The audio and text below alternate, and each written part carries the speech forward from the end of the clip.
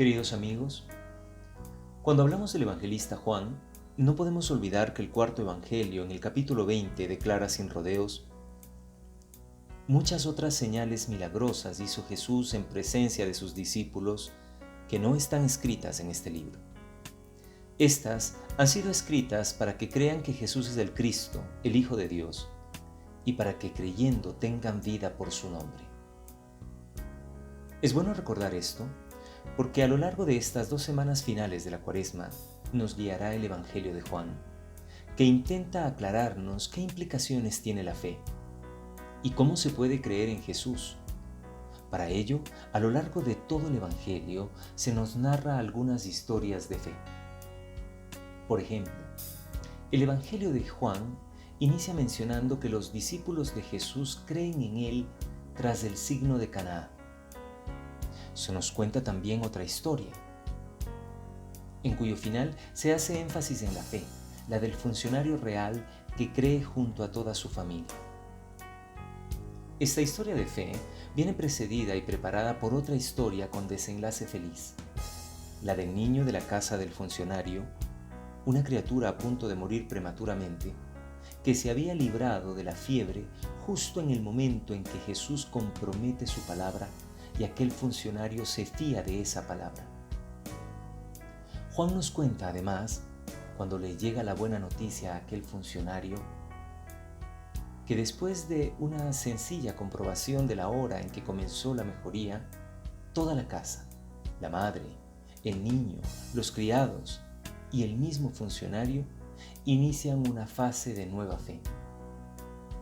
Se dice escuetamente que creyó, pero basta esto para darnos cuenta que lo que ha sucedido es un proceso en donde se ha ido de fe en fe hasta llegar a una fe que se declara en familia.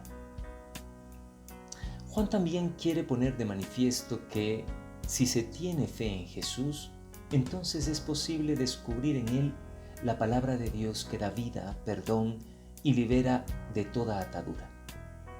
Por eso, en el texto del Evangelio de hoy, encontramos una palabra contundente de Jesús que rompe nuevamente las lógicas tradicionales, en este caso judiciales, del pueblo judío. Esa palabra es: tampoco yo te condeno. Ve y en adelante no peques más. Esta expresión define el misterio de Jesús en la tierra, pero sobre todo define de manera contundente quién es Dios. Estamos frente al núcleo del mensaje de Jesús y de la revelación novedosa que hace de su Padre. Dios es el amor que libera, que genera vida. Dios no quiere condenar a nadie. Jesús, su enviado, hace lo mismo. Su palabra, que es palabra de vida, de verdad, genera perdón, liberación y da la capacidad al ser humano, en este caso a la mujer adúltera, para explorar a la luz de la fe posibilidades más humanas de alcanzar la verdadera felicidad para la cual Dios nos creó. Como vemos, es claro que son dichosos los que sin ver creen, pero en Juan se quiere señalar que son dichosos también los que son capaces de ver los signos de los tiempos y creer. Ahora, creo que es oportuno preguntarnos: ¿cuáles son los signos que nos ayudan a creer? ¿Cómo, en medio de la realidad difícil que vivimos, podemos consolidar nuestra fe? ¿Cómo la palabra de esperanza que compromete Jesús sirve de orientación en nuestro camino en medio de la noche? En este tiempo avanzado de Cuaresma en el que nos encontramos, ¿hemos entrado ya en la lógica de la misericordia y del perdón?